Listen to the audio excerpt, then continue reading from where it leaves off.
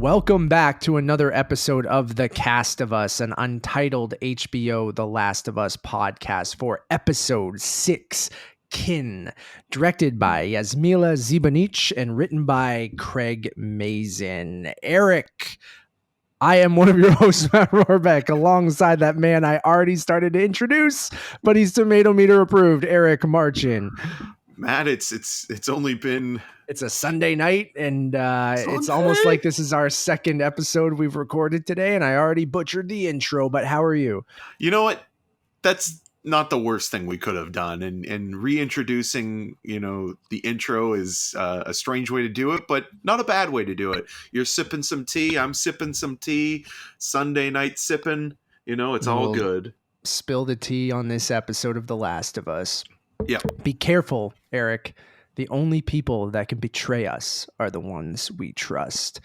Yes, we Should are I give talking you a haircut about, now or something? I probably need one. I actually do need a haircut.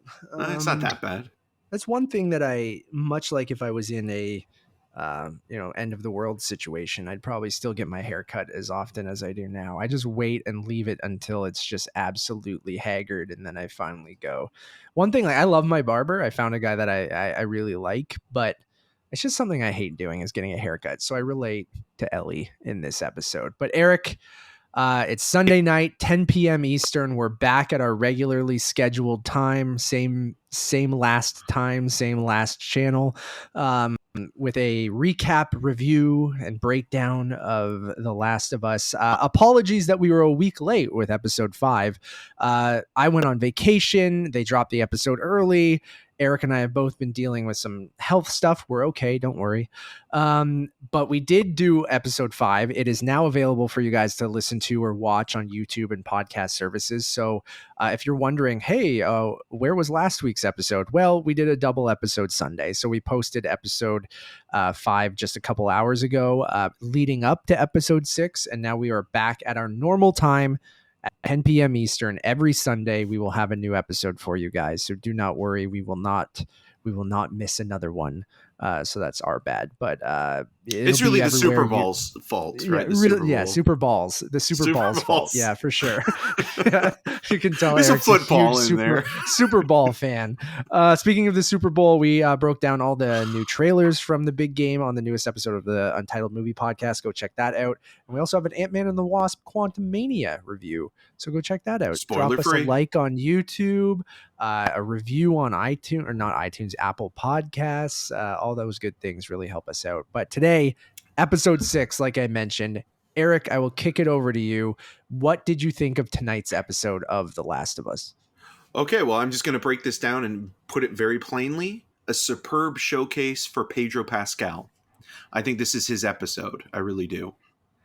Yeah, he's absolutely fantastic. I was wondering what they were going to do after, last week's episode with, ending, unfortunately, with, Henry shooting himself, which we unfortunately had to relive again at the beginning of this episode. And this plays out pretty similarly as it does it in the game. I mentioned that there was that little after that sequence with them burying the bodies and Ellie putting the I'm sorry down on Sam's writing toy.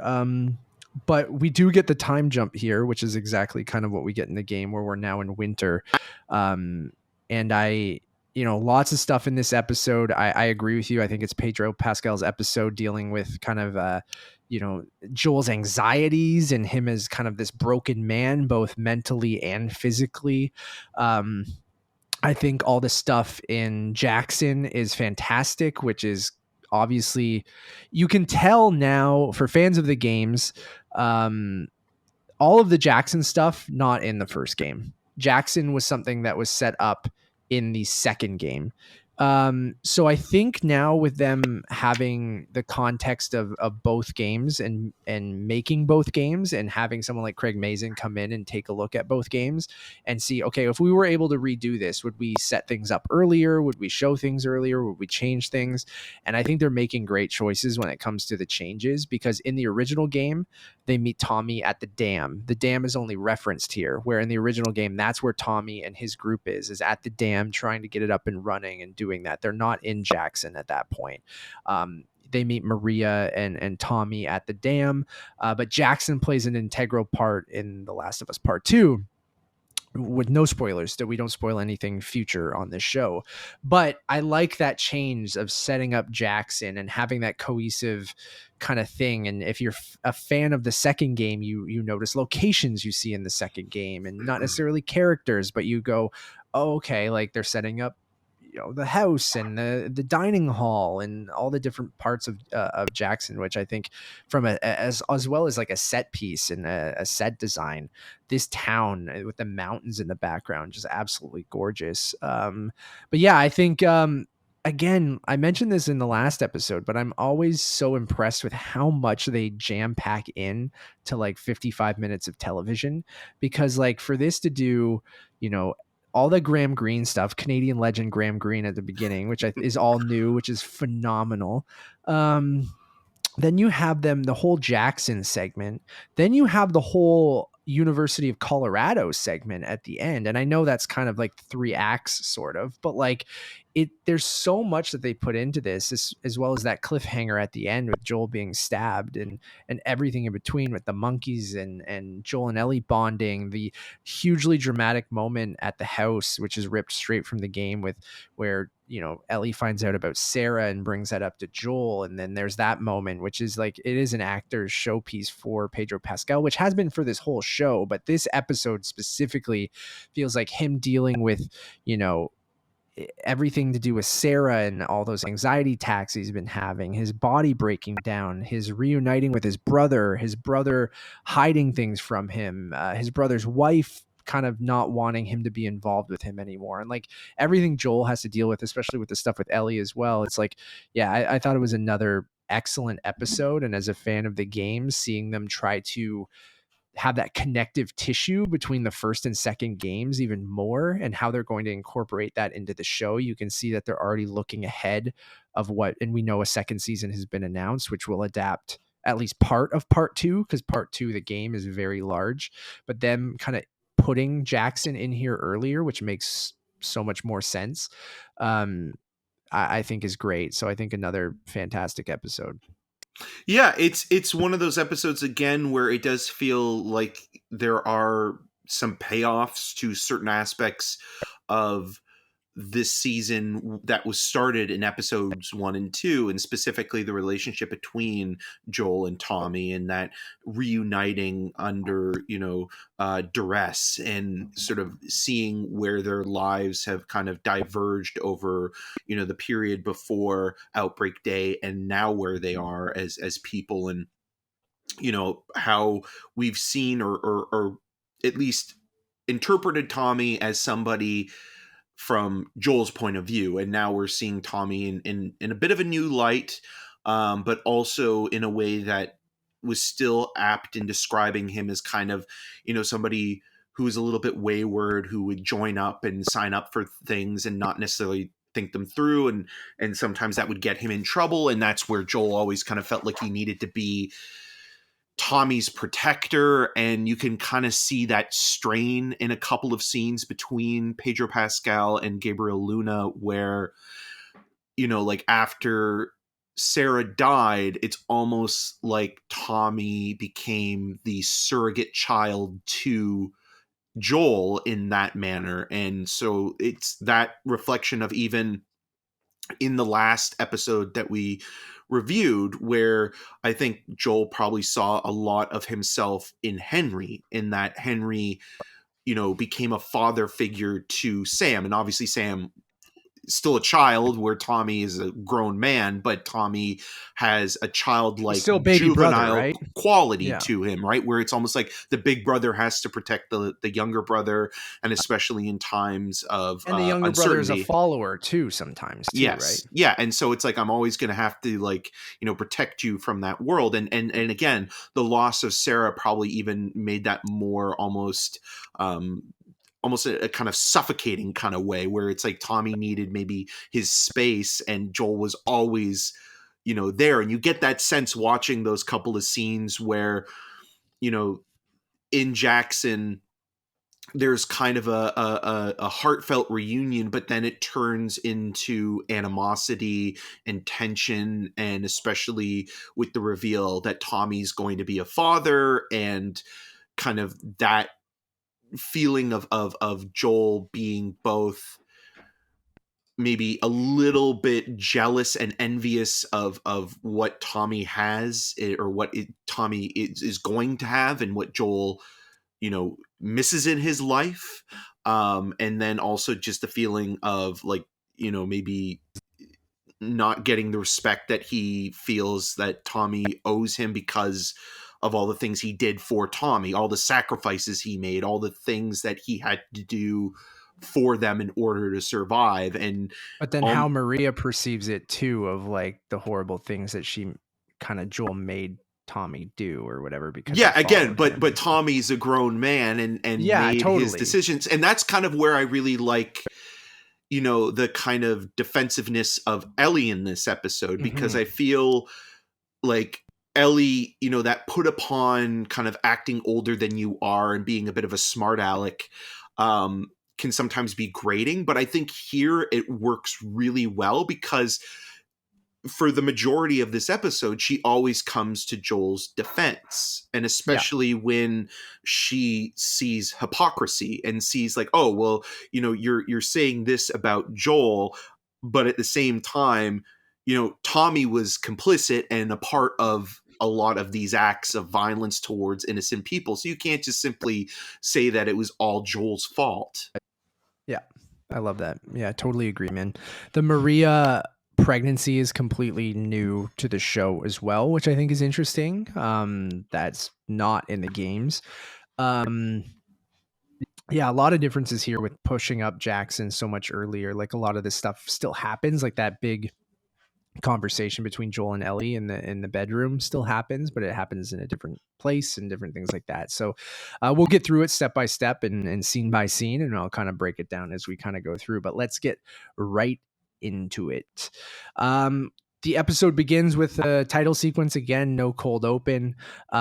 We do get a little bit of a flashback, like I mentioned, of Henry shooting himself again. Unfortunately, we have to relive that again, but it's to show the context of it is now 3 months later. It is winter. That Winter 3 is months have coming. passed since, winter has came. Let winter come. And then so 3 months have passed since Henry, that moment between Henry and Sam and Joel and Ellie. We're shown a cabin as a man walks up with a bow and arrow with his hood up and a couple dead rabbits at his waist. It looks like it could be Joel, but doesn't quite look like him. We enter the cabin. The man pulls down his hood, like this amazing reveal, and it's Canadian legend Graham Greene. And you're Gruff like, Graham Greene. Yeah, I love Graham Greene, dude. So like, he's great. It's just so wonderful to see, and I know you're a big fan of this too, when stuff shot in Canada. And not that Graham Greene only does Canadian things, but he's a Canadian actor, so yeah. So it's always great to see, these Canadian actors pop up in these character not bit roles, but like small guest roles. And like, especially because it's just this one scene, and it's so great with him and his wife. I don't know the actress who played his wife. I'm sorry, Eric, if you have that. I will look that up as you are talking, Matt. Yeah, no worries. So Graham Greene goes in and he looks at this other woman across from him cautiously as she doesn't say anything. He starts to remove his jacket. Joel then appears from the other room and tells the man to take out his gun and put it on the table. Elaine Miles. Elaine Miles. She's fantastic too. So Joel appears from the other room and tells Graham Greene, I'm just going to call him Graham Greene, to pull out his gun and put it on the table.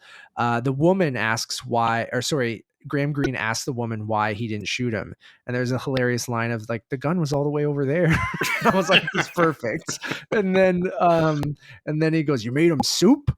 And then she's like, it was cold. Like, I just love this like casual nature of this whole conversation. You know what it's basically like? It's like you're watching a Coen Brothers movie all of a sudden. Dude, I thought the same thing, like No Country for Old Men kind of thing, right? That kind of deadpan, kind of weirdly humorous, but also still the threat of violence or uncertainty within the scene really works. And a thing that I really love that I didn't notice until the second watch of it, and just something that Graham Greene, like, I mean, an amazing actor, Oscar nominee, always wonderful to see him.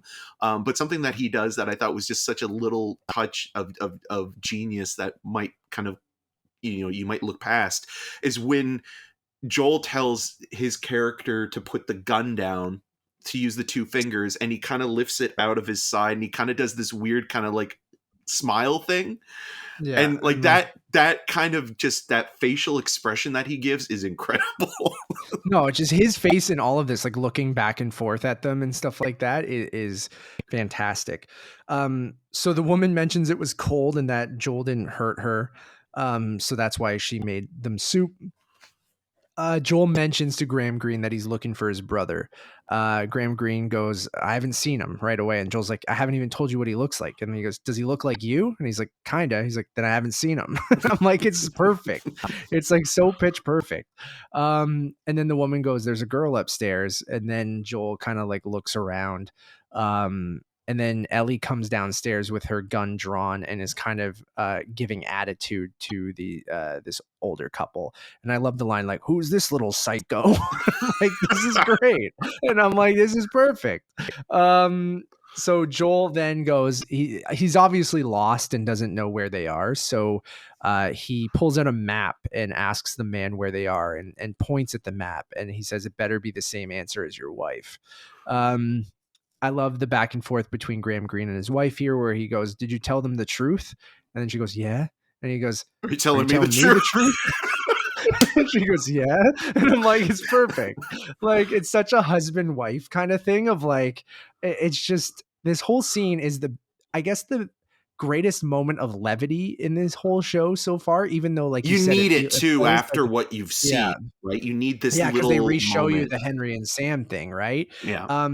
It's such a moment of levity while still having, like you said, that Coen Brothers-esque, like, Joel's not going to hurt them or Ellie's not going to hurt them, but like, because we know these characters, but the threat is still there for, this older couple, even though they're also not threatened by them. Like, he's probably seen enough, they've seen enough that they know Joel is probably not going to do anything to them. Like, probably, right? Like, that's why they're so nonchalant about the whole thing. Although he does, tell him the truth and things like that. So the man points at a location. Joel looks super annoyed. And then the man says that anywhere people used to be, so he mentions Wind River Reservation. He mentions a couple other areas. He says, like, it's riddled with infected. Like, anywhere there used to be people, it's riddled with infected. So then Joel mentions, like, well, you found a good place to hide then. And then he's like, Sonny, I've been here before you were born. he's like The I didn't want Sunny to be line around. is amazing. Is great. And then I love the also thing of him just being like, I didn't want to be around people. And then his wife going, I didn't, or whatever. Like, she's like, I didn't want to move out here. And then, like, there's no response. I thought that was great. Ellie then asks about Fireflies, another funny line of saying that they Get them get in them the in the summer. summer. And then she's like, no, the people. And then she's like, there are Firefly people. And then she starts laughing. And I just love how, again, not serious they're taking this whole thing. And they're just kind of like, let's give them the information and get them out of here kind of thing. And then you get the great line again. This whole scene is just fantastic of Joel going, I need some advice about going west. And then Graham Greene goes, yeah, go east. It's such a classic cliched kind of thing. But I think it's just the delivery on all of these lines is just absolutely fantastic. And I love that open, They like you already mentioned it, but like that tracking shot of Green coming into the house, just a simple shot, but so immersive in that moment of, going from, seeing this character enter the frame and then enter into the cabin with, these rabbits on the side that he's been hunting. And then he puts them down outside of the cabin and enters in and sort of sets that scene up so beautifully. And then, yeah, you just like that, this one moment, it's fleeting. And obviously, the levity is appreciated, especially because of what you've seen in that past episode. And to your point, what you've been just reminded of. But it never feels like it cuts the tension, or it never gets in the way of building a moment, because you still feel that there could be a potential, because of the world we've seen already. Everybody's out for themselves, but then there's also this kind of idiosyncratic quality to the characters and to the idea of being on your own and isolated for so long, and probably living this life of solitude for the most part, that is um such a perfect moment to kind of relish in before we really get to it's a perfect kind of prologue in a way for this episode. And again, like Graham Greene's just one of those guys, like every time he shows up in something, he's always good. And Like the Red Green Show. even that, like, terrible show. And like, but like, I mean, anytime he pops up in anything, like, he is, like, even like something like Die Hard 3, Die Hard with a Vengeance, small role, but he makes an impact, and he doesn't necessarily like steal it from anybody else. And even like him mentioning Wind River, like that, he was in that movie with Jeremy Renner, and like, again, a small performance, but a memorable one. And he's just one of those working character actors that I don't think gets enough credit. I just think he's just one of those guys that is just always good. And then Elaine Miles as well, like that rapport between the two, as a lived-in married couple, is just perfect, and they're both amazing together in this scene. And again, it just kind of feels like this is weirdly a moment that's kind of hopeful. Like, this is like the most you could hope for if you lived through a pandemic or an apocalypse, is that you would have this kind of normalcy, because it does feel very heartfelt in a weird way. I would describe it almost as just kind of warm. I agree, man. Like, and it again, something I mentioned on the last episode of, if they ever do a spinoff, you could do an episode on them. And I think it could be just very chill and funny, right? Like, just between this married couple that's living through this pandemic, or, epidemic, outbreak, kind of end of the world kind of thing. And just them living in this remote cabin and learning about the river of death and things like that. And I think could be kind of a fun thing if you decided to do an anthology series with like some characters we've seen before, some we haven't, some that were referenced, some completely new. Like, I would watch a whole episode of these two just kind of hanging out with nothing happen. Like, make it like a happy episode. Like, make it like just them chilling and being a married couple and just living. I think it would be great. Or the Red Green Show within The Last of Us. Sure. See what Red Green's up to. That's what everyone wants. Duct taping all of his supplies. Hey, there's some duct tape in this episode, so maybe that's a Red Green reference. So we'll have to see. I highly doubt that, but I went to a live taping of Red Green once. Did you know that? Oh God, Matt, no. I hated Red Green, but like, so my friend Dan Witt loved Red Green, so I went to CBC multiple times to see a recording of the Red Green Show. So did you laugh at all? I can't remember, but I hope you didn't. I hope I didn't either. So then basically they mention that there's this river, the river of death, and they say, do not go west of the river. They mention if Joel's brother is west of that river, that he is gone. They mention piles of bodies that are both infected and non-infected, that are dead across this river, and they have no idea who's out there and who's doing this to people. So especially when they mention his brother Tommy, this kind of like affects Joel, and you can kind of see him again in the internalized performance from Pedro Pascal be kind of affected by that. They then leave the cabin. Ellie steals one of the rabbits, and then Joel, it seems like he's either having heart problems or what it looks like is anxiety or a panic attack in this moment. For anyone who's experienced that, you kind of understand what Joel's going through, where it seems like whenever now his self-doubt, or when he thinks he's not, performing in the way that he should, essentially, or being a good protector, any of this stuff, he starts to get scared and have a panic attack, which I think is interesting. That is definitely not a part of the game. So a little bit more nuanced from the performance for Joel in this. Um, Joel recovers, but then Ellie leads them towards the River of Death.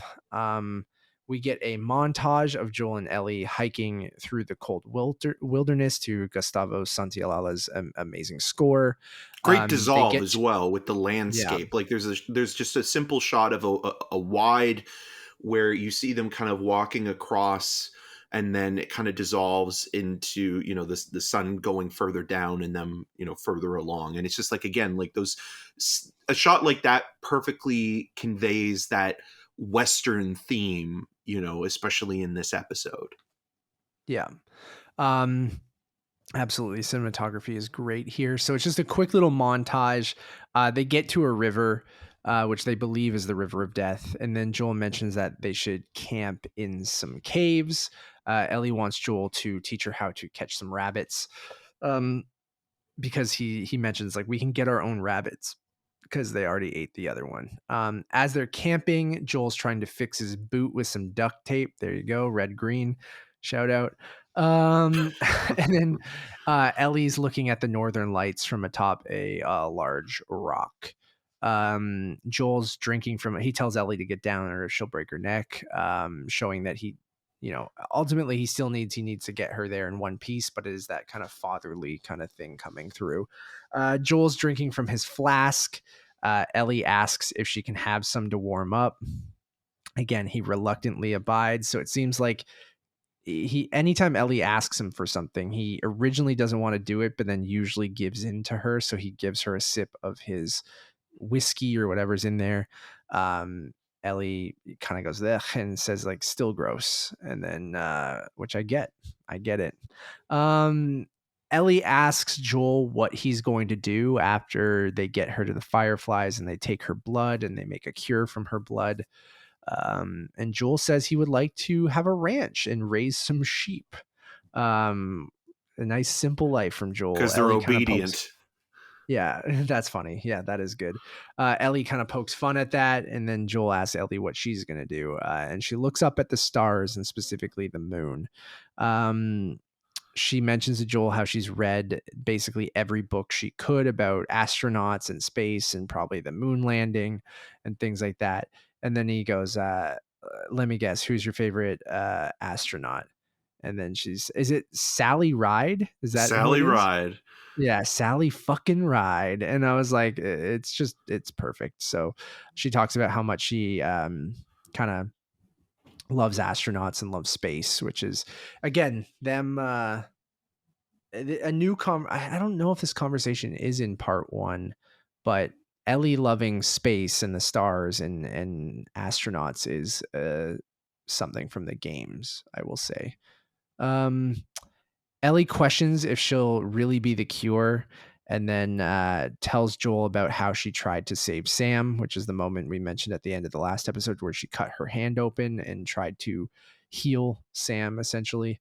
Joel says it'll be a lot more complicated than that, and says Marlene's smart and would know if they can make a cure from her or not. Joel then tells Ellie to get some sleep and that he'll take both watches overnight. And then he says, dream of sheep ranches on the moon. Yep. Um, we cut to the next morning where Joel is asleep and wakes up in a panic. Ellie says he fell asleep and she woke up early and took second watch. Joel kind of gets upset and says that she should have woken him up, but Ellie says that she's more than capable because Joel taught her what to do.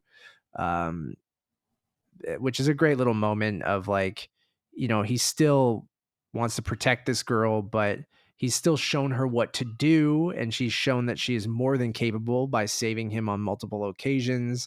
And now, being able to do the watch, she lists off all the things she was supposed to do and shows that she can shoot a gun and all this kind of stuff. So I think a great little moment. Yeah, Um, check your 6, find yeah. high ground, look for tracks. And then it's also just important to see, like, when Joel wakes up, that wear and tear that we've been seeing in the last few episodes now of him not being able to detect somebody, coming from behind because he's starting to lose his hearing, but then also him not being able to necessarily wake up right away when somebody might be about to ransack him or point at, have a gun at a gunpoint. So it's like those moments I think are starting to really show a lot more. And just even in this scene where he wakes up startled, partly because he was supposed to take a shift, but then also we'll learn in this episode that he's having these nightmares that he can't remember, but it's always basically he's losing something. And so that's also a really important little detail with his character in this episode. Absolutely. So Joel and Ellie then cross what they think is the River of Death. Cautiously, they go over a bridge, but then they're confused why there are no people, or why they called it the River of Death, because it doesn't seem like it's that scary or that there's any people there. They continue down with this little montage. Ellie's trying to learn how to whistle, and she doesn't know how to. Ellie then asks Joel to teach her how to hunt. Ellie makes a joke. It's because she's a girl that Joel thinks that she can't handle it. But Joel mentions it's because he knows that she could shoot properly, but doesn't think she could handle dressing the animal.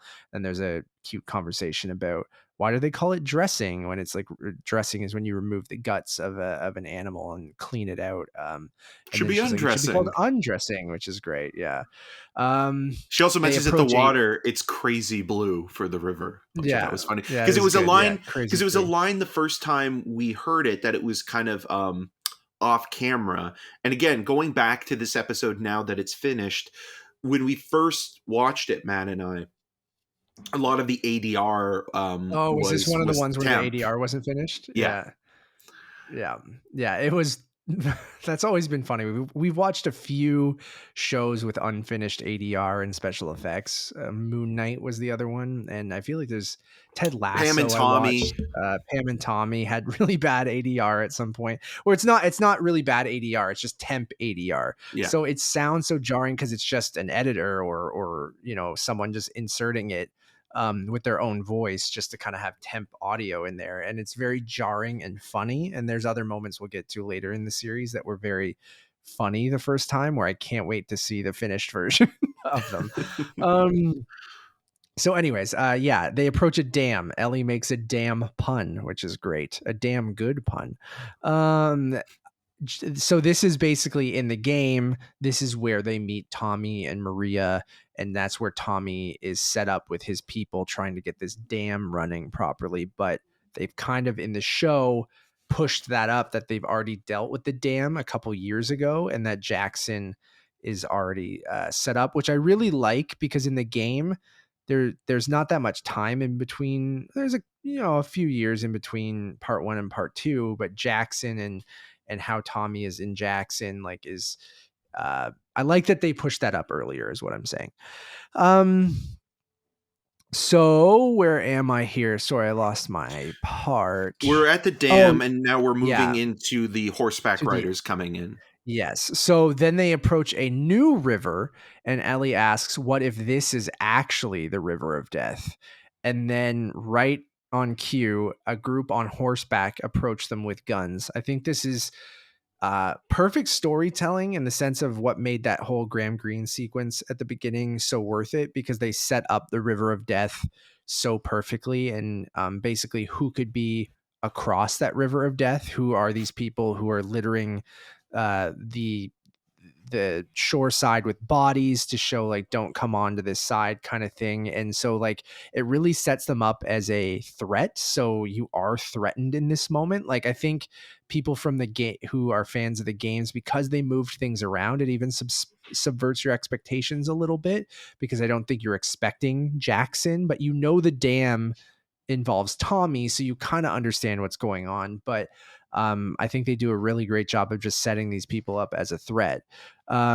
So they take out a infected sniffing dog, essentially. They bring out a good boy, and the good boy is just going to sniff them for if they're infected. So the dog basically they draw guns on them. They say, stand the fuck back. Like, and then this dog will rip you apart if it smells that you're infected. So they send the dog out to Joel. The dog sniffs Joel, and then comes back and Joel is clean. You can now see they do this tinnitus kind of ringing for Joel whenever he's experiencing one of his kind of anxiety attacks, which is just a sound cue to show that he's basically going through what he did before whenever he becomes overwhelmed or filled with anxiety or is having an anxiety attack. Tinnitus being like a ringing noise. You'd know it if you heard it. It's just that dull ringing that people have in their ears. So they use that as kind of like a tell for Joel. So as the dog is going to sniff Ellie, again, if I'm going to criticize anything like we did with the last episode with the villain Kathleen, like holding the gun, it's the dog growling at Ellie and then, oh, the dog just wanted to play with her and lick her kind of thing. It's just Yeah. like, it's convenient and like for the storytelling, just for like to make it more because it didn't Suspenseful. do suspenseful because it didn't do that with Joel, right? So for it not to smell it on Ellie, but then maybe it kind of did, but then ultimately didn't, is just like, I don't know, not the best. I would say, like, if I'm going to criticize something from this sequence, um, it's very television-y, I guess, is the one moment where it breaks my immersion and the groundedness of it all, where I go, okay, that's something someone wrote in a script to make it more suspenseful that doesn't necessarily feel super believable. Yeah. Um, uh, so the dog growls at Ellie, but then ends up just like licking her and basically being cuddly with her. Um, so we do get that shot of Joel being anxious and that anxiety and the ringing coming back.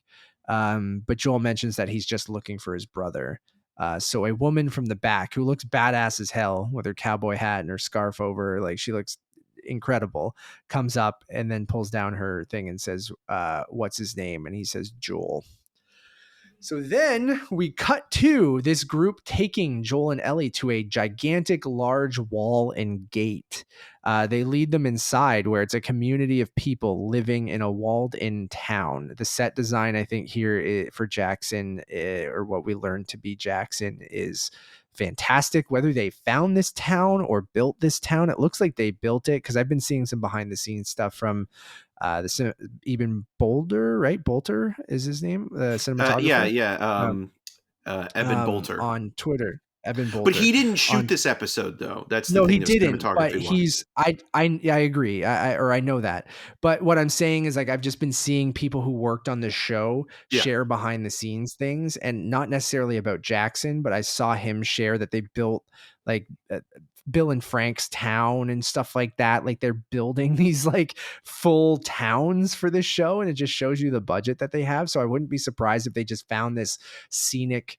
I don't know whether the mountains are CG or not, but like I don't Well, think they were. I think there those are the was some actual. augmentation though, because again, watching it Yeah, when it wasn't finished, where like had the some green screen and stuff, right? And yeah, again for like the establishing shots and sort of like the further sort of backdrops of Jackson, you know. But yeah, yeah, a lot of it is tactile, it's practical.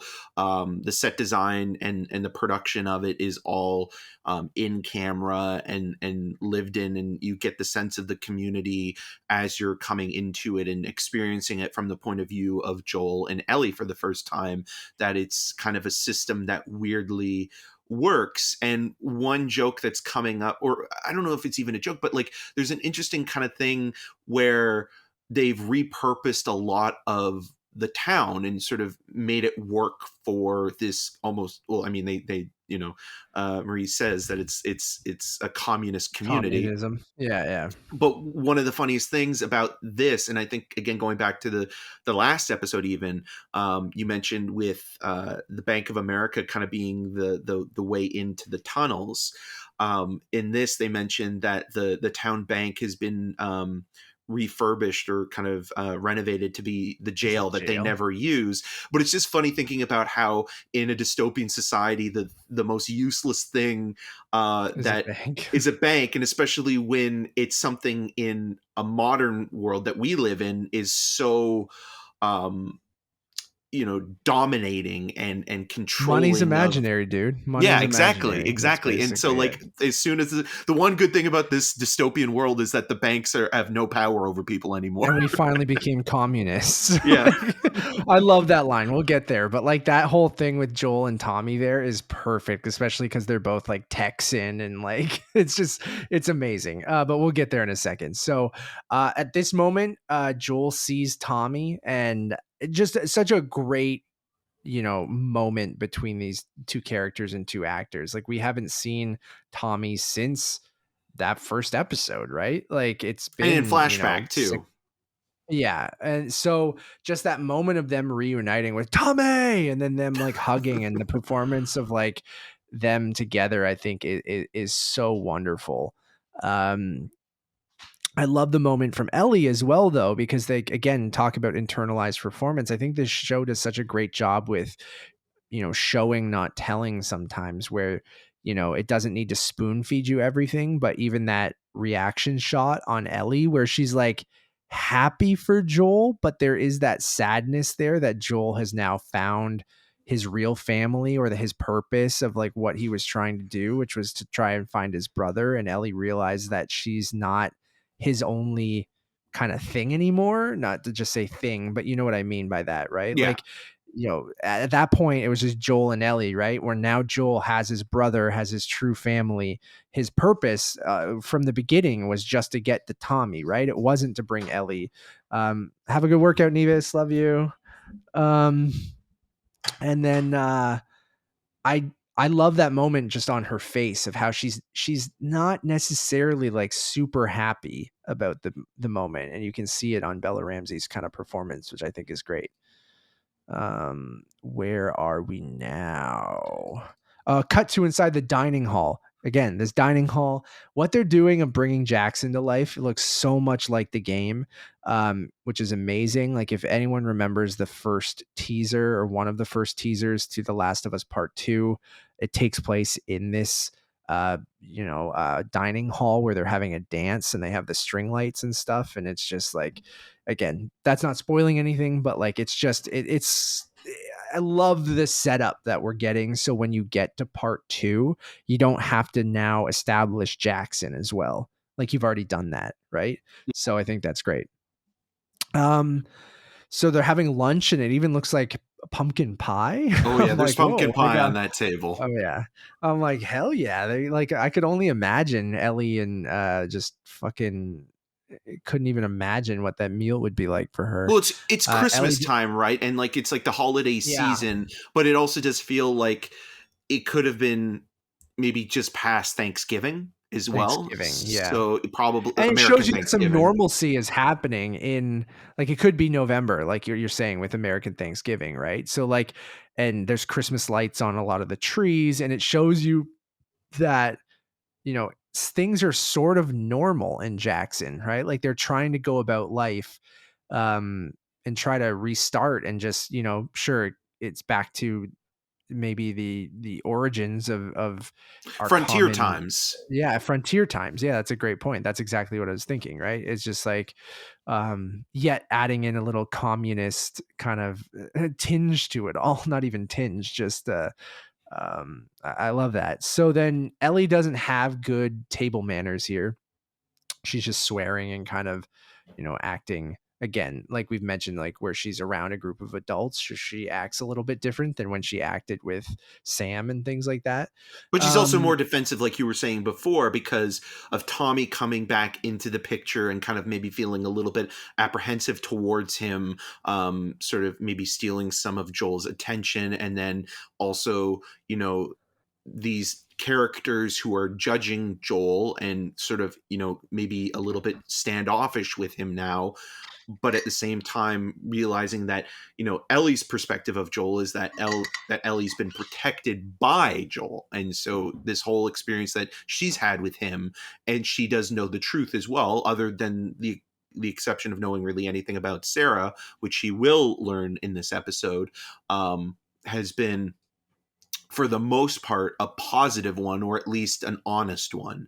And so she's almost again a little bit on edge because of Tommy being back in the picture, but also of the way that Joel maybe is being judged by um, his new sister-in-law and his brother. So, like that is an interesting kind of moment again in terms of just acting as well from Bella Ramsey, where she's doing multiple things at once, right? Like it's both being a child or an adolescent pretending that they're an adult, being defensive in a new environment and unsure of things, and then also kind of being a little bit more confrontational with people that are seemingly, at least one of them is more close to Joel. And I really also like the way that Joel is very polite with Maria, but is still kind of,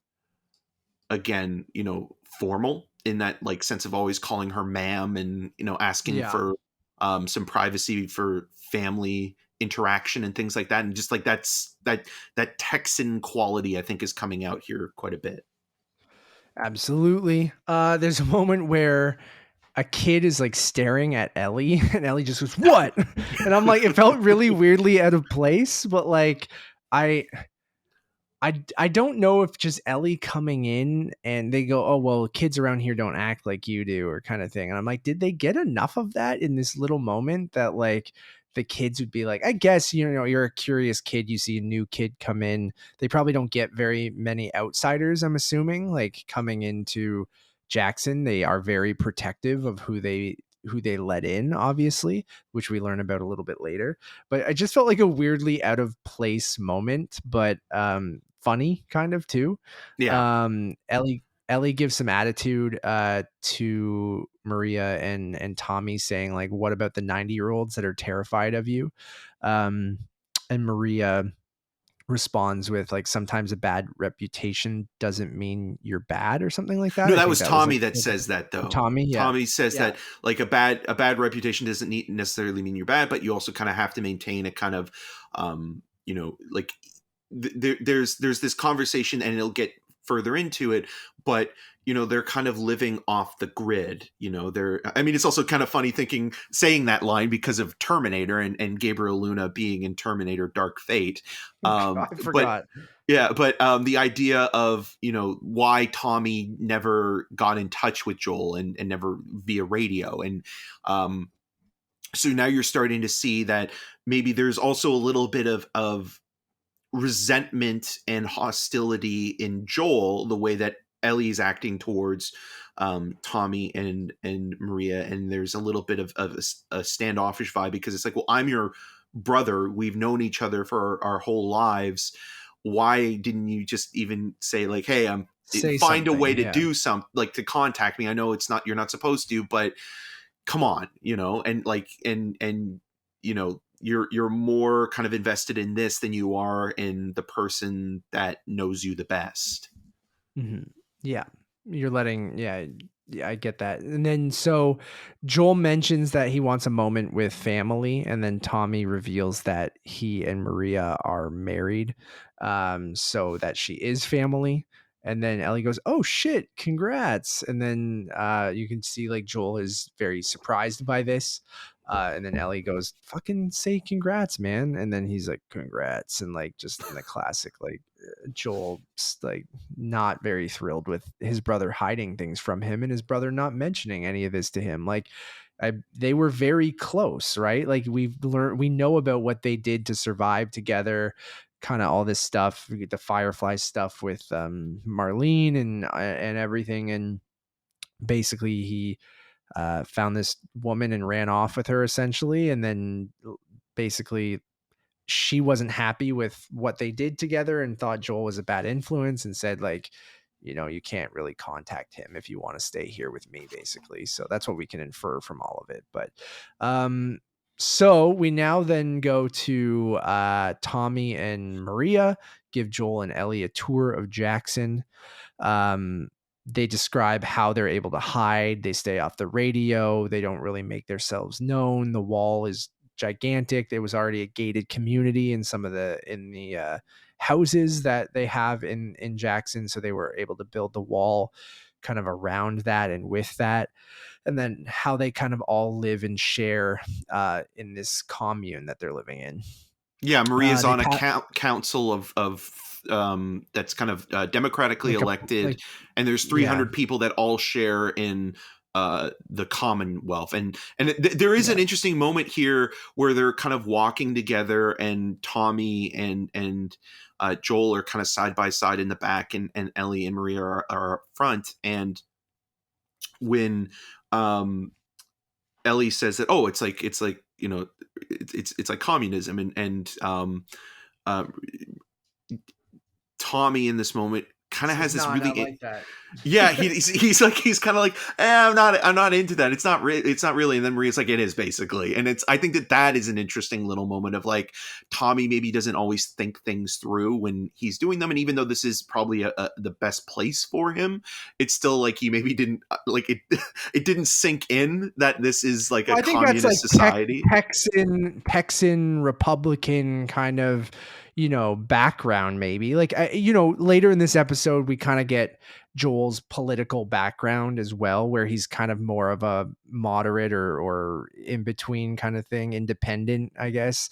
Yeah. Um, where he doesn't say he necessarily leans left or right or believes in, capitalism, or he says there's two sides where someone wants to own everything, or people want to own everything, or people don't want anyone to own anything. So he kind of says like he doesn't really care about either side. But I think in this moment, you can tell they've had conversations probably about communism, and that classic, especially in 2003 and beforehand, of like, especially in Texas of all Yeah. places. Like, I love that little interaction, is because, you know, in this thing, yes, communism makes the most sense. That's how you're going to survive and get by, and that's probably the ideal way of living in this world right now, right? Is how what they're doing.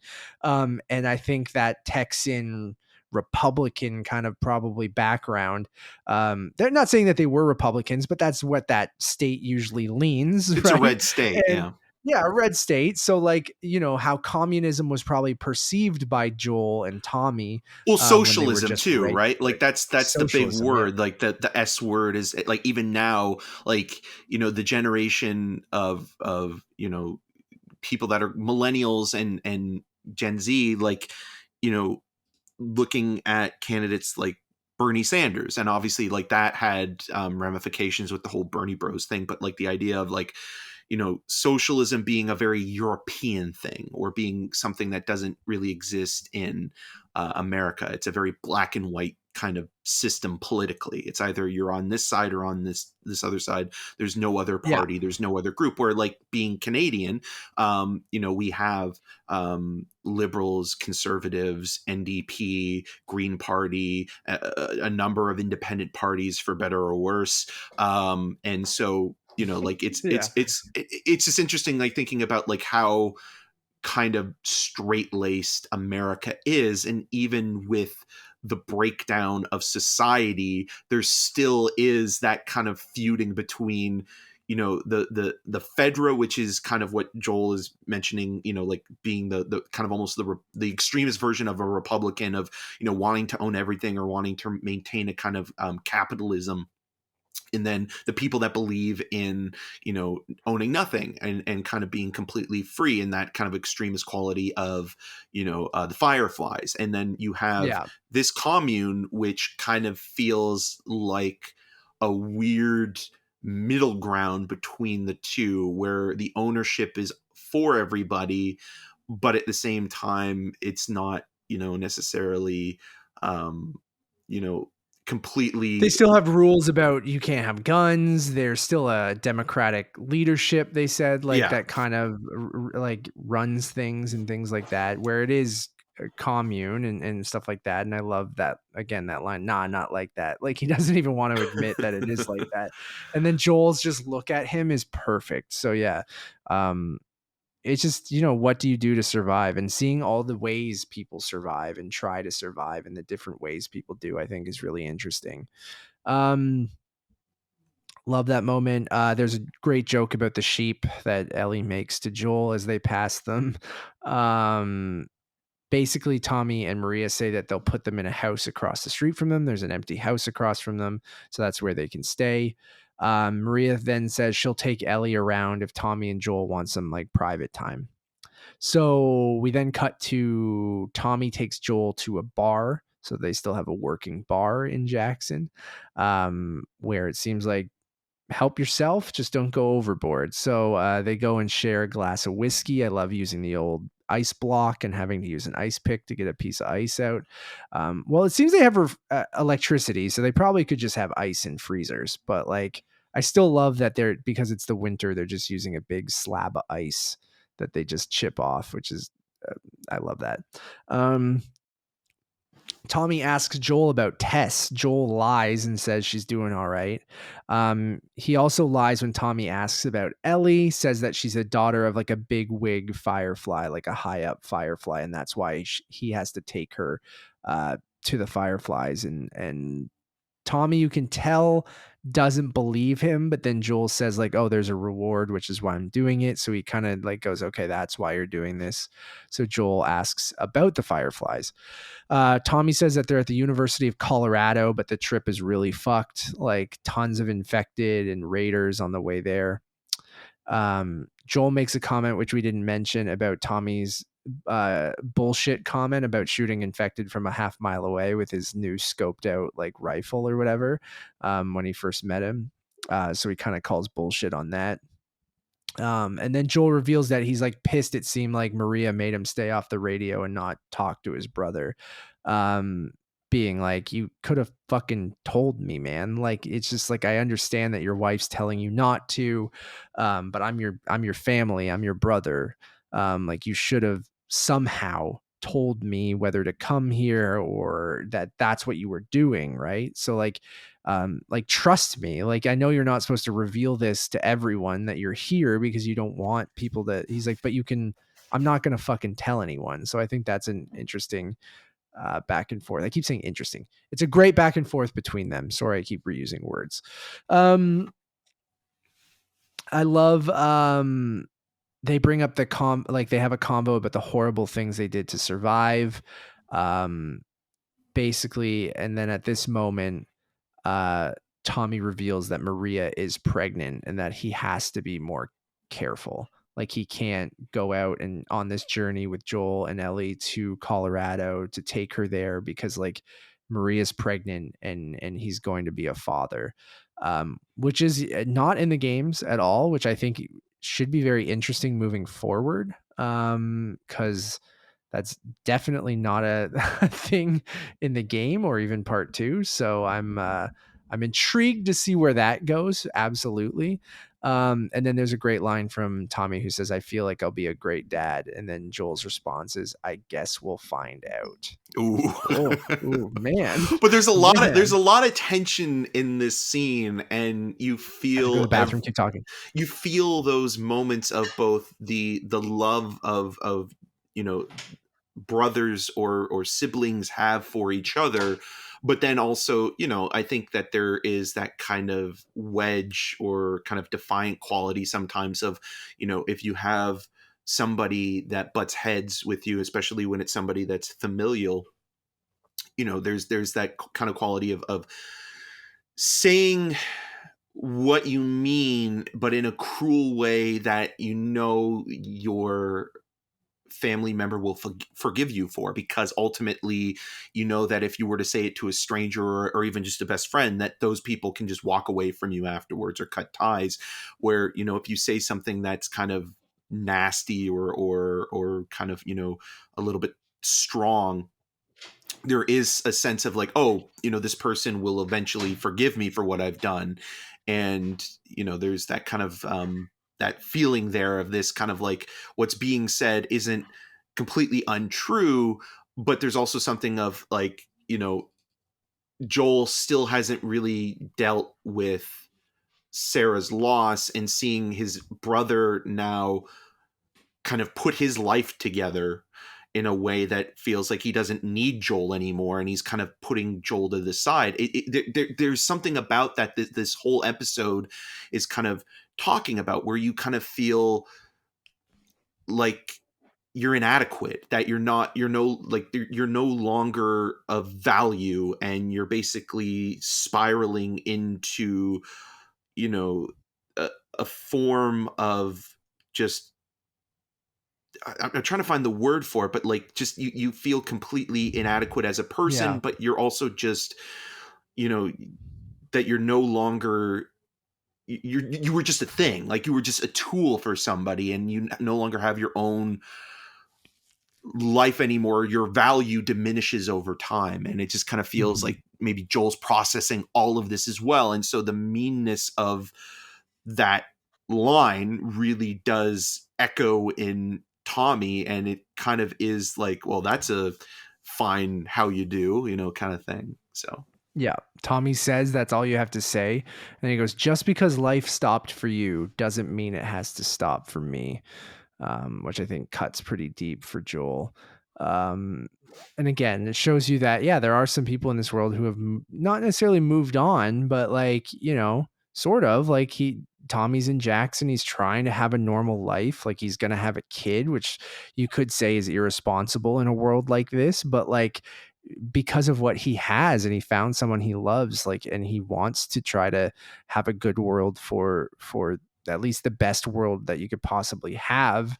Like it's just very, I agree with what your points too, Eric, that you can say really mean shit to your family because you feel like you can either get away with it, or sometimes you take things out on your family because you wouldn't act that way to a stranger, but you feel comfortable enough to just say shit, like whether it's to your wife or your parents or whatever. We've all been there. Like I have for sure. And I've had to apologize many times for dumb shit I've said, but like, just because it's part truth, part you're angry at someone. So you just say something that you don't even mean, but you just like, because they're your family, again, you think you can get away with it, or you just feel like it'll be fine later. But Joel angrily storms off, says they'll leave in the morning and they'll get out of Tommy's hair.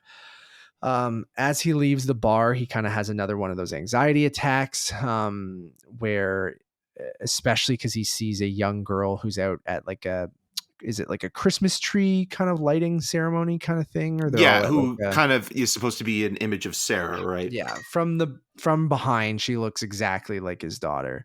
Um, Yeah, and with that as well, like, I mean, that's another thing that I think that is a little yeah, bit cliched of that yeah, television thing. But even in movies where it's like somebody sees somebody else, and for a moment they think it's the person that, whether they've lost them, yeah, in life, or they've just kind of moved on, that they're thinking, oh, they're back, and it's really not them. But I do appreciate that a lot of movies and shows would have had him like go up to running, her or yeah, something. and like being Yeah, like Sarah, and then turning yeah. around and being like it's not her, and then the mom or the parent comes It's like, in what are and you is like, doing? Yeah, weirdo, yeah, so it's less cliched in that sense, but it still is that kind of like typical, movie television trope of having sort of a bit of crisis of character. yeah. I agree with you completely there.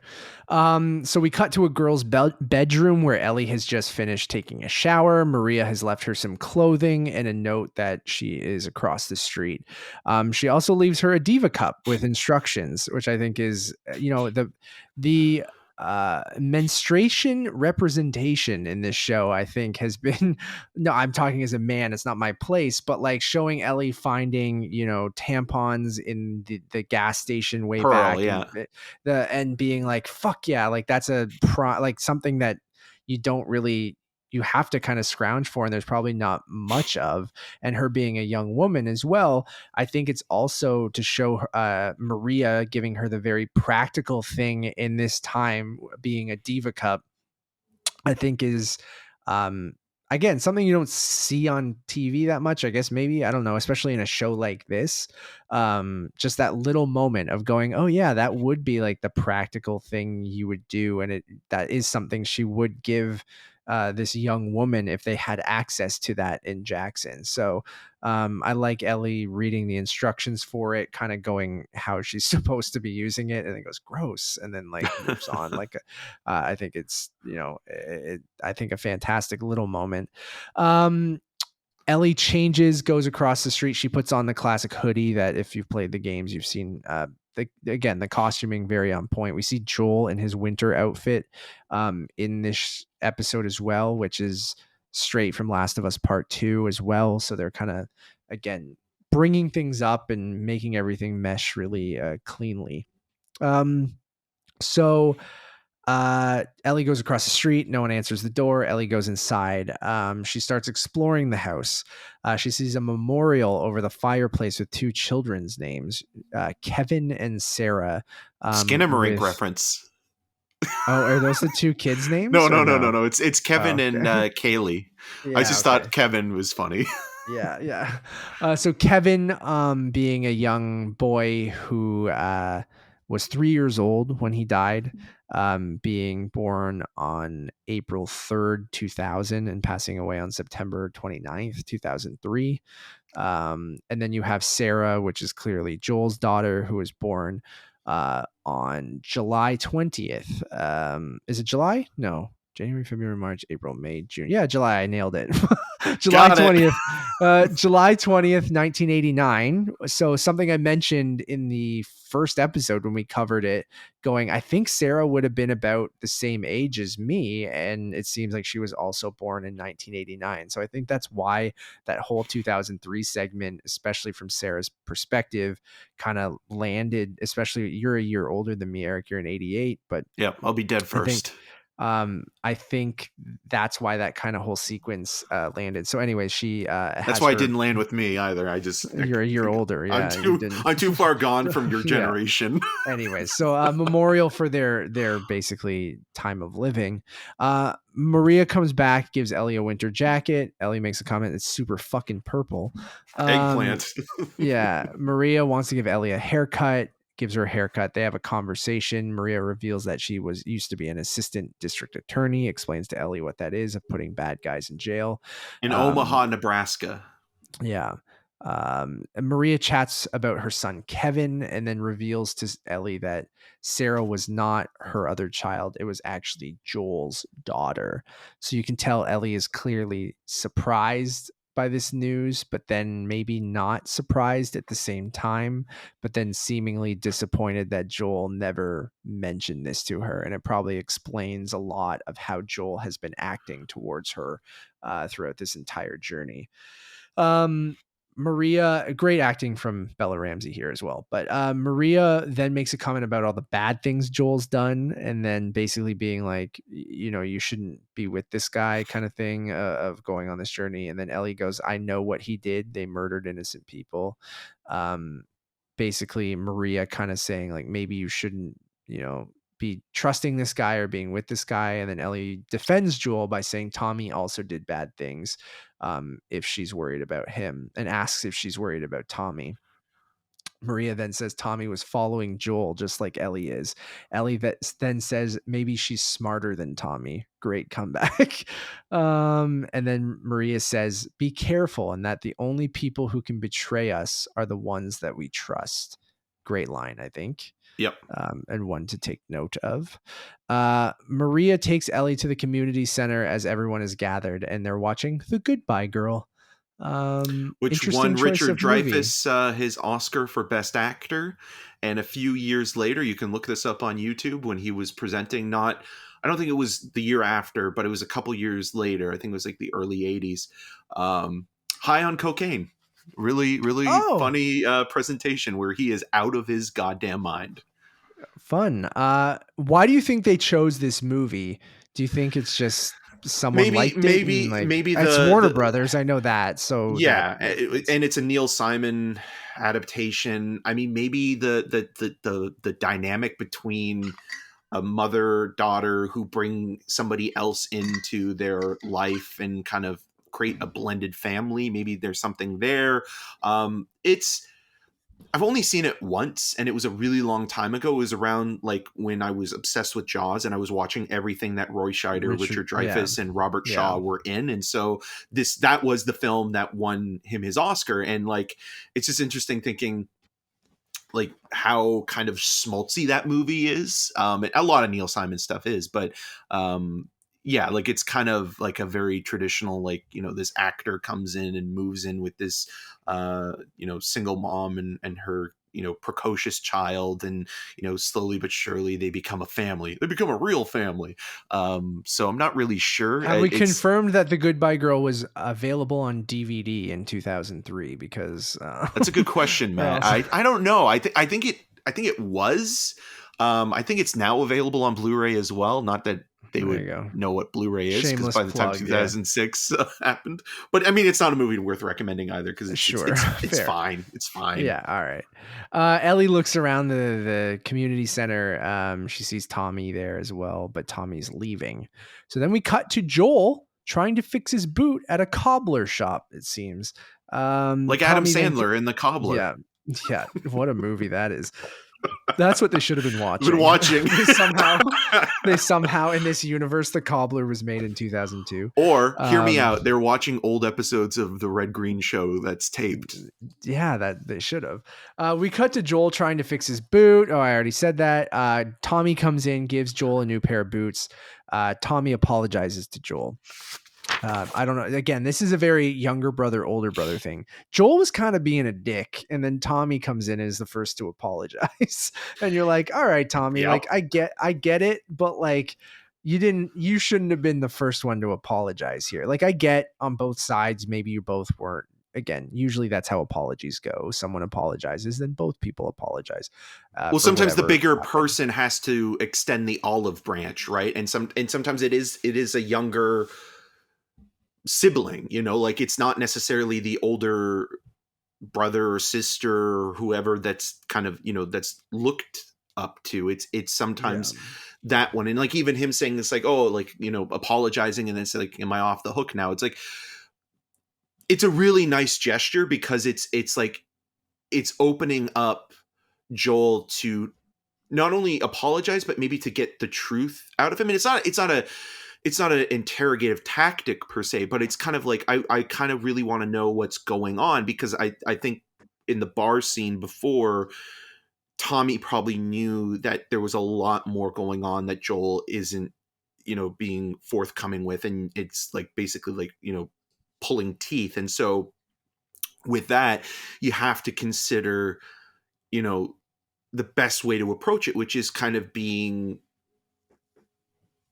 very vulnerable and open to that, because again, Joel's not great with sharing his emotions right away. But this is the scene that I think really is Pedro Pascal's best moment of the series, in terms of him breaking down and kind of basically summing up how he feels as a person, and how he feels, again, inadequate and kind of broken. It weirdly reminded me of the way like Leonardo DiCaprio was describing the character in the book that he was reading on set of that one Western for Once Upon a Time in Hollywood, where he's not the same as he once was, and that he's going to have to live with that, but also the feeling of mortality, but also just feeling failure.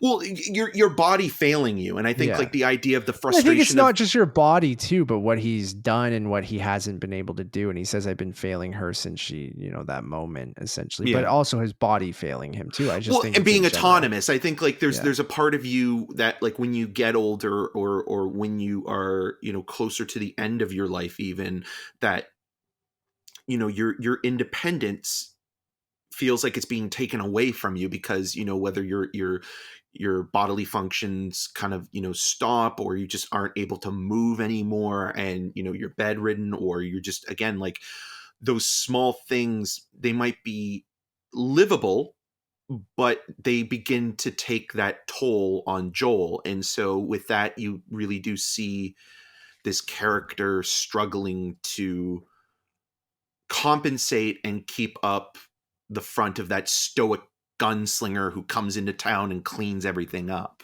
Yeah, he even talks about like how 5 years ago he would have been able to destroy these people, but he's just kind of been broken down the last 5 years. So yeah, we kind of summed up this conversation, but Joel asked Tommy if the ride to the university is a suicide mission. Tommy says it's doable, and then Joel reveals that Ellie is immune to Tommy.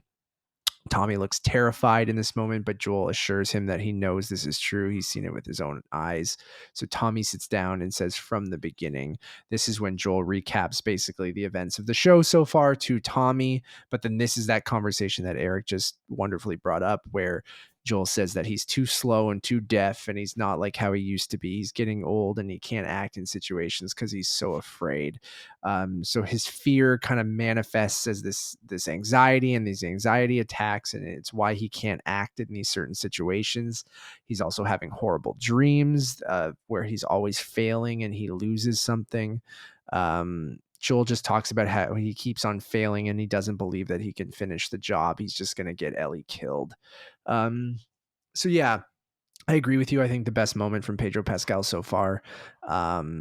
Just a wonderfully acted moment. Again, a more vulnerable Joel. Like, we don't get this in the game. He's even more stoic in the game, in the sense where he's, very fatherly to Ellie, obviously cares about her, but we don't get a moment like this in the game. And I think those are the additions throughout the TV show. And Troy Baker's a great actor too, and his version of Joel is iconic and will forever be Joel for me. But like Pedro Pascal in this moment, I think just, again, they're just trying to give a little bit more depth even to Joel, and not saying that he was even one note in the game or anything, but a very emotional moment that we don't get in the game. There are emotional moments, but this moment between the brothers, unless I'm forgetting again, but this felt different.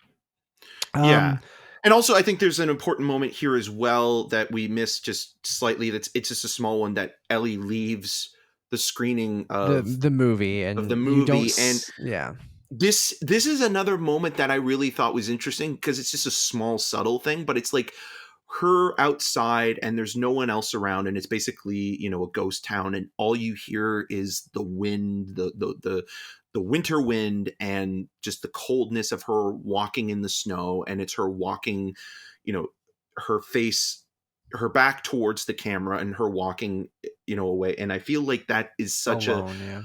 an interesting shot for this, and there's not a lot that this I could compare this director, who made one of the most compelling movies in the last 5 or 6 years, called Quo Vadis, Ida, and it's that film deals with the Srebrenica massacre and that conflict. The only kind of thing I can kind of take away from, in just a general consensus, is that both movies, for the most part, take place in a single location. There's a factory in that film where a group of people are basically waiting to see if the UN will intervene and help them from this Serbian general in the army that's trying to take away or separate the men from the women, and where that goes. And this interpreter who's kind of put in the middle of it, who's working for the UN, but her family's also threatened, and just the idea of being in this kind of single location and the tension that mounts within, the moment. But in terms of just the filmmaker's own style or signature coming through, I don't think there's really a lot there, which I think is kind of interesting, where it's like, it's just feels like a work for hire, but not in a bad way. Like, it's a well done episode, and that little moment there does feel weirdly More like, yeah, a little, there again, it's just a small throwaway kind of thing, but it just feels like, okay, you don't need a scene with this character, going to hearing it, and yeah, like, yeah, and you interpret it yeah. through that moment, and that's Yes, enough. exactly. That's what the show is so good at, I think. Like, there are the moments where we'll say, okay, the villain pointing the gun or seeing his daughter's back of her head kind of thing. Like, there are those cliche kind of TV filmmaking moments, but then for every one of those, there's 10 of these more subtle moments where you can kind of infer what happens. And yes, they give it to you later, but they still insert those sequences to kind of, you should still be able to follow what's happening or where Ellie is going in those moments, and they're quieter and more subtle. So yeah, I agree with you there. Joel then begs Tommy to take Ellie, says he cannot tell anyone, not even Maria.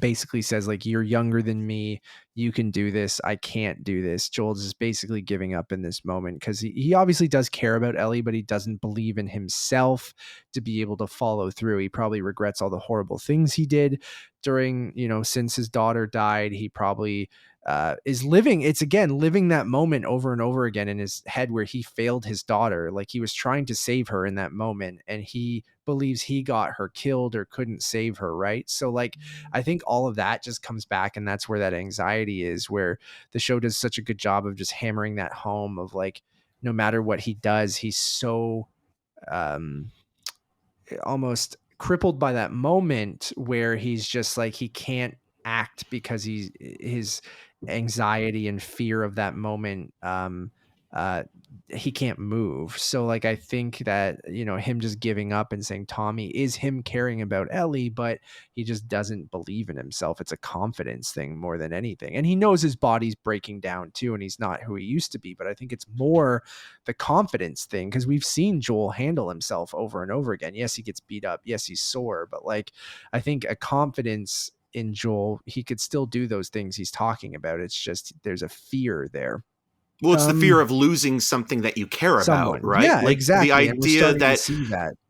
it's what Bill was talking about, where Bill was never afraid until Frank You came into the showed up. picture, Yeah, because it was all about Bill just surviving, and he didn't have to worry about anybody else right. So but Joel didn't himself. experience these anxiety attacks until he had Ellie, right? Yeah, because he's starting to care about Ellie as, a surrogate daughter and as a person, and he doesn't want to let her down, and he wants to get her to what, he feels is the right place, and, he wants to make sure that, she has the fighting chance to get there, and he doesn't feel like he's at a place where he can protect her now, because his defenses are starting to diminish, and his age is kind of catching up with him a little bit. But there's that Yeah, form of like, you become more mindful or hyper aware of who you are as a person when you're protecting somebody or you care about something. And it's more disappointing or upsetting when something goes wrong, not only for yourself, but for the person that you're with, or the person that you're, cheering on or helping. So it's a absolutely, really man. good scene. So yeah. Then we get another great scene coming up, because Joel then returns, or Tommy basically agrees that he'll take her. So then Yeah. Tommy then returns to the movie. Maria looks at him. He doesn't go up to her. She kind of knows something's up, it seems like. Joel returns to the home where Tommy put them up. He goes up to Ellie's bedroom.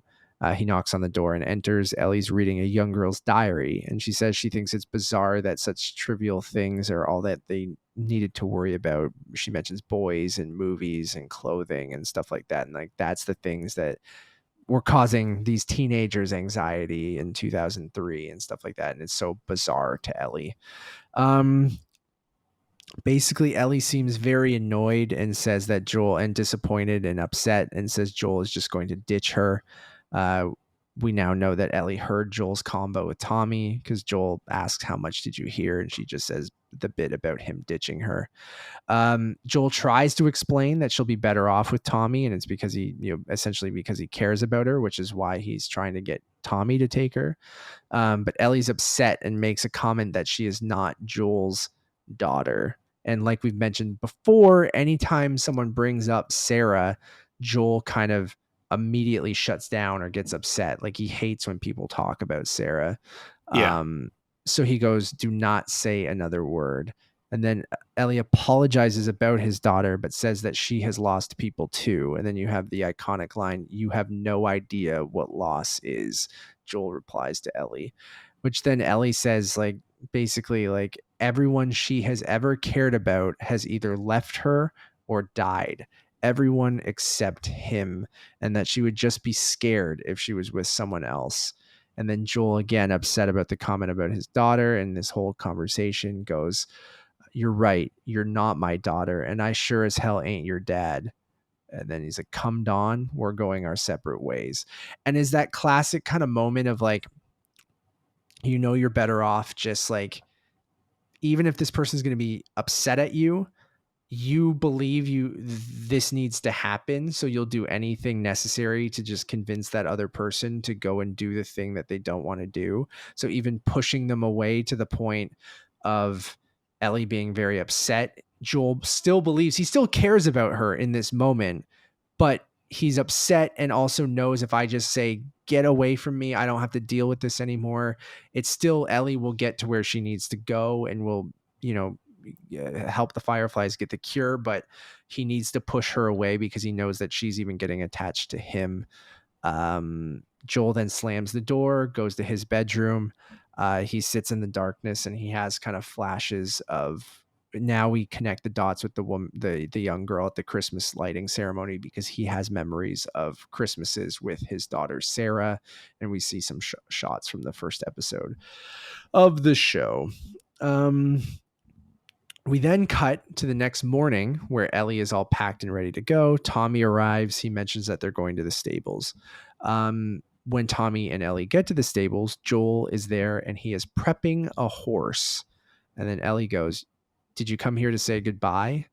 And Joel says he's there to steal a horse and leave. And he doesn't want to leave. In my notes, I was like, he obviously doesn't want to leave or fail Ellie because of the conversation they had the night before. He gives Ellie a choice that she can either come with him or go with Tommy. He says he still thinks that she's better off with Tommy, and she immediately chooses to go with Joel. Just This is immediately, no hesitation. this is also, I think, really important to remember, is that there's a choice being presented to Ellie in this scene that might come back later on. So these moments, I think, again, like, are really interesting, where it's like you give, this idea of, okay, we're presenting, a dilemma or a situation now, and how it plays out in one moment, it might not necessarily play out the same way, when it comes up again. And the idea of having the freedom of choice. Absolutely. So Tommy then gives Joel some directions. They hug and they say their goodbyes. Tommy says there's a place in Jackson for both of them. Joel makes a funny comment about Maria taking his gun and if he can borrow Tommy's. And Tommy's like, yeah. And then he's like, I already said, yeah, you can borrow my gun. Cause like he makes kind of a smart ass comment about Maria taking it. Joel and Ellie leave Jackson on horseback. Basically, we flash forward. Joel's teaching Ellie how to shoot the rifle. There's a fun back and forth where Ellie thinks the rifle's broken or the aiming's broken. Joel then hits a target dead on. She's like, "You dick!" And then you see them pass it. It says asshole, and he hit it square in the center. So again, but not in the hole though, which I thought was kind of funny. Yeah, which is funny. But again, I think even that's showing you that like it's a confidence thing. Like Joel does have the abilities still. It's just like, it's even him with the sniper rifle earlier when he kept missing or having to shoot or the gun got jammed. Like I think he's getting his confidence back because Ellie kind of believes in him and wants to be with him and says, no, you can do this. And you are my protector essentially. And I know you can protect me. And I think even in that moment where it's a casual back and forth, he's teaching her how to shoot. You can just see with the interaction that he has a little bit more confidence in that moment. That being said, something happens later where he still gets hurt, but we'll get to that in a second. So montage of them traveling to Colorado again, much like earlier in the episode, these beautiful kind of scenic imagery as they kind of go through. Joel talks about how people were before the outbreak. He says he wasn't really right or left leaning. He kind of did his own thing. He was a contractor. Yeah. So Ellie asked him about his job and he's like, oh, I was a contractor. And they're bonding even more. And Joel's finally opening up, right? Like earlier in the season, he would have told her to stop talking. I'm not telling you anything. But even the way that their candor is and their back and forth is like, it's playful, it's fatherly, it's friendly. Like he's sharing more. They make jokes about him being a contractor. He even sees like when Ellie's impressed with, that he builded things and people must have liked him. And he's like, yeah, people did like contractors. Like, I think it's just a wonderful back and forth. They talk about the rules of football. He's teaching her and she kind of pokes fun being like, so it's just trying to move in a straight line or whatever. And he's just like, yeah, kind of. And then basically it's just all of that showing that these are the 5 days it took them to get to the University of Colorado. And then they even make a comment about it being 5 easy days. I will point out, some people may argue that this is a show about infected or zombies. Not a single infected in this episode, I don't think. No. Not a single one. And I think like that's something you don't even mention. Like, I just realized that now as we're speaking, being like, advertised to the masses, this is a zombie show, right? I think even Ben Shapiro came out and fucking did his horrible take on how it's a bad show because it's a zombie show. And like, I'm like, get fucked. It's not a zombie show, for one. And two, it's just like, I think it's impressive that you can have this whole episode and you don't need to focus on the infected, because that's not what this show is about. They are there. They are a threat. They are around, but it's not what this show is about. And it's the least interesting thing about this, about any movie or show that's dealing with whether they're zombies or infected or some sort of version or variant of that. That's never the interesting thing about those movies. It's all about the characters and the minutia of surviving. Like those are the things that add the conflict and the dilemma. Those things are at the bottom of what's most interesting. Yeah, I can have a fun action set piece or a thrilling or scary set piece, but like really, you're not going to get a deep episode. You might get a deep episode about people who get infected and the slow thing of them turning and stuff like that, but that's not really what the show's about. No. And I agree with you. It's like if you're listing things that are interesting about the show, that's pretty far down. Okay, we're almost done. My throat, my voice is going. Drink some tea, Matt. Drink some tea. They made it in 5 days, 5 easy days. The mascot 5 easy pieces. The mascot for the University of Colorado is a bighorn. Ellie asks what a bighorn is, and Joel goes, it's kind of like a big sheep. And I was like, oh, well, one step closer to your dream. Again, love the back and forth between them now. The university looks very empty. Ellie asks a question about university. Joel kind of talks about that, she's like, were people adults when they went here and went to class? And he's like, kind of. You were more so just learning about yourself and partying and trying to understand what you wanted to do when you kind of for a living and then Ellie goes, what you wanted to do for a living? And then she kind of asked Joel some questions. Joel reveals that he wanted to be a singer when he was younger. And then she kind of laughs at that and says that she wants Joel to sing her a song after she saves the world. This episode does more planting the seeds for part 2 than any other episode in the series.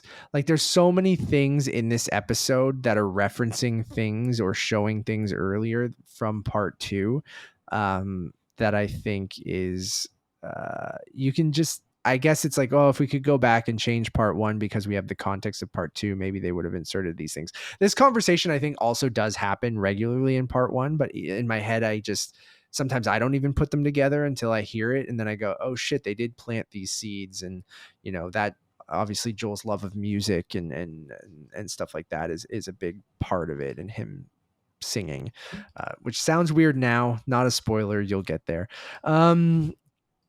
They see some monkeys in the wild that are broken loose from the labs at the university. So you see some monkeys running through the kind of courtyard of the university. Ellie's never seen a monkey in real life before.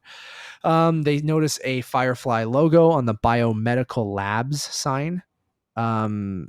Nevis got back from her wonderful workout, I'm assuming. She gives a big peace sign. Firefly logo. There are no guards or people outside the Firefly building. Ellie and Joel enter with their guns drawn. The building's deserted, and it looks like there were doctors there, but they packed up and left. There's a packing note of things they need, supplies they needed before they left. So Joel and Ellie hear a noise upstairs. They enter a room where some monkey business is going on, is what I wrote down. So it's a monkey bones. And again, this was nice to see again, because the first time we watched it, it was not finished. So the effects were a little rough. Yeah.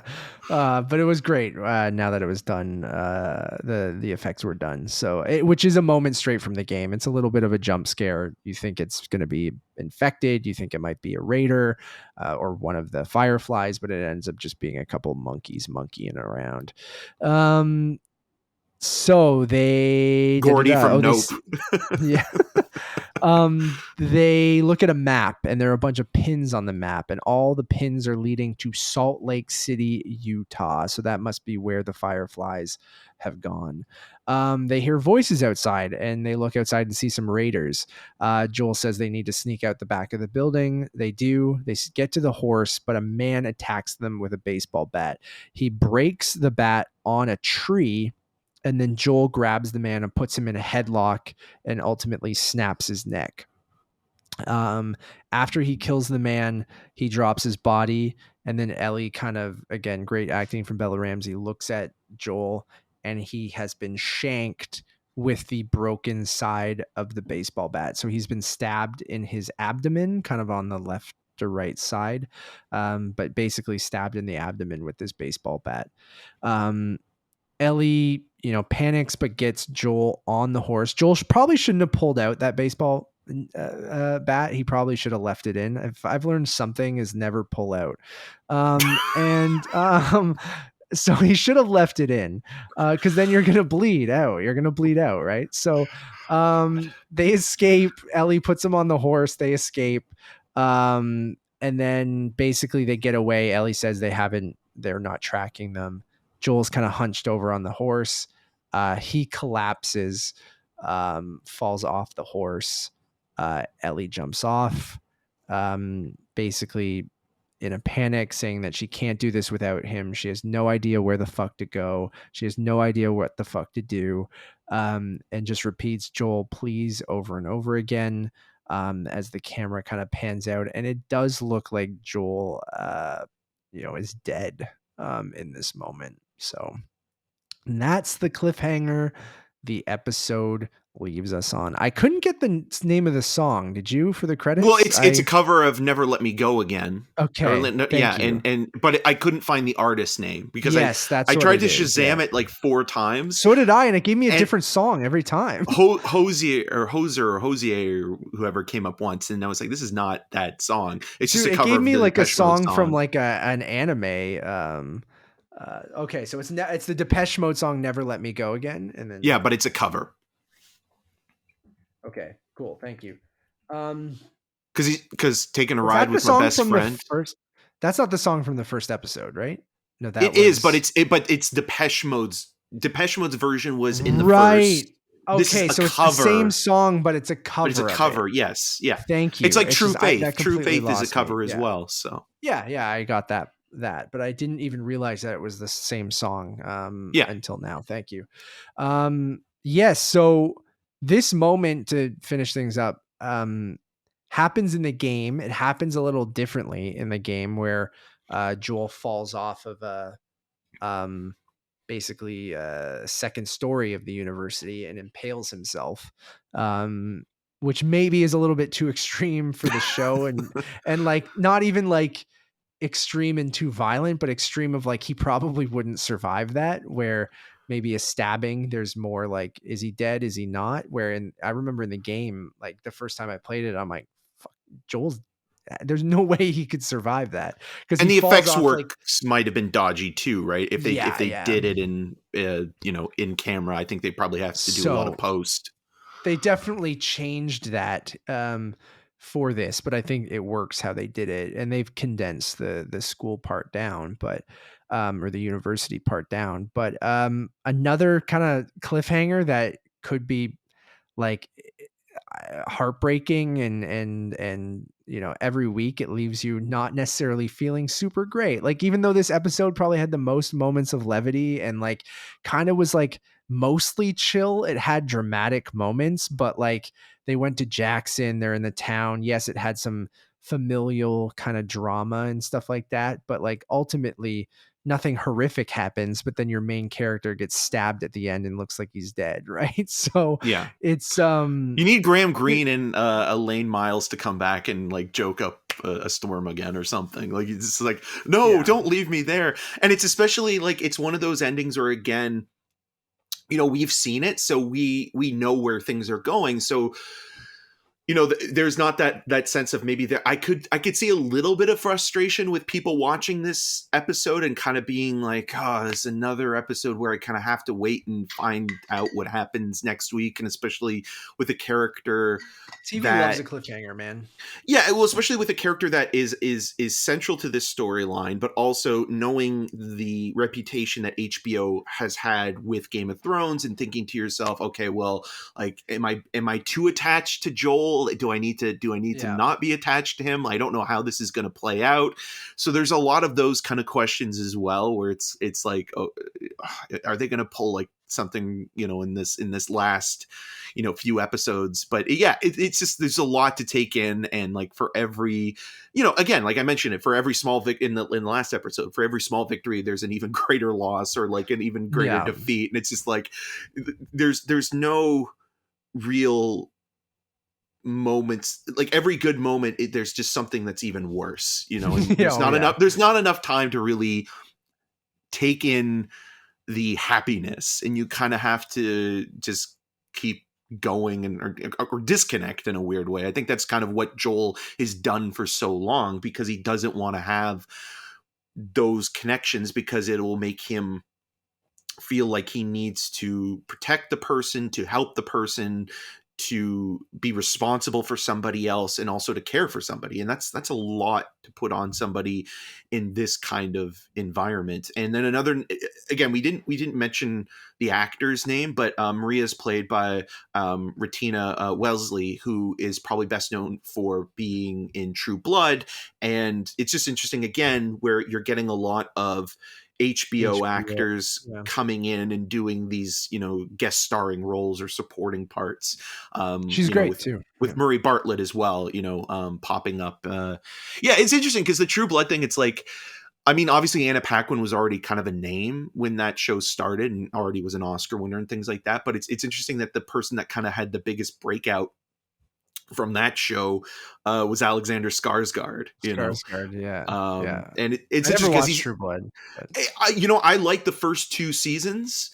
I thought Nelson Ellis was really, really good on the show, and sadly he passed away a couple of years ago. But it really lost its footing after season 2, because it was kind of one of those shows that was like pure camp and trash, but it was kind of fun. But then the longer it went on, the less involving it was, and it kind of felt like it was really not that it kind of went into the Walking Dead territory, but it was like, we got to be more sensational and bombastic and just abrasive, and it was just a turnoff after a while. And that's welcome where it's to like, the True Blood podcast, everyone. Yeah. So, well, that's the kind of thing where it's like, that's where, like, I think a show like that could have been better as a mini series, Yeah.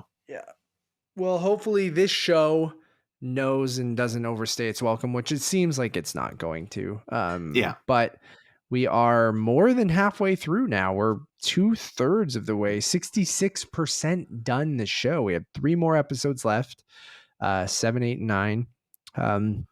Can't wait to talk about them. Thank you all for listening or watching. I'm glad we're back at our regularly scheduled time. I'm thinking we're back. I'm thinking we're back. John Wick 4 trailer. It's going to be 3 hours long. Oh boy. Why? Thank you all for listening or watching. We really, really do appreciate it. We'll be here every Sunday, 10 p.m. Eastern, immediately following the newest episode of The Last of Us. And we will not miss another episode. I can promise you that now.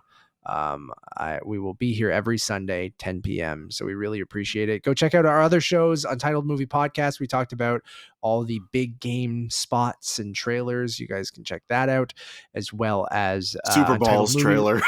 The Super Bowls. I love the Super Bowl. And then the Untitled Movie Reviews, where we reviewed Ant-Man and the Wasp, completely spoiler free. Go check that out. And then we obviously, if you missed last week's, maybe you're just jumping into this, you can go back and listen to our episode 5 recap, review, and breakdown of The Last of Us right here on The Cast of Us. Everything on YouTube, everything on podcast services, one-stop shop for everything, Untitled_movies on Letterboxd. And as always, my name is Matt Rohrbeck. You can find more of my work around the internet, but mostly at untitledmoviepodcast.com. And you can follow me on all those social medias at Matt Rohrbeck. And I'm Eric March, and you can find more of my video reviews on rogerstv.com/cinemascene and on all the social medias at EM6211. Until next time. Don't you know you're gonna shock the monkey? Sorry, my voice isn't back yet, but you know.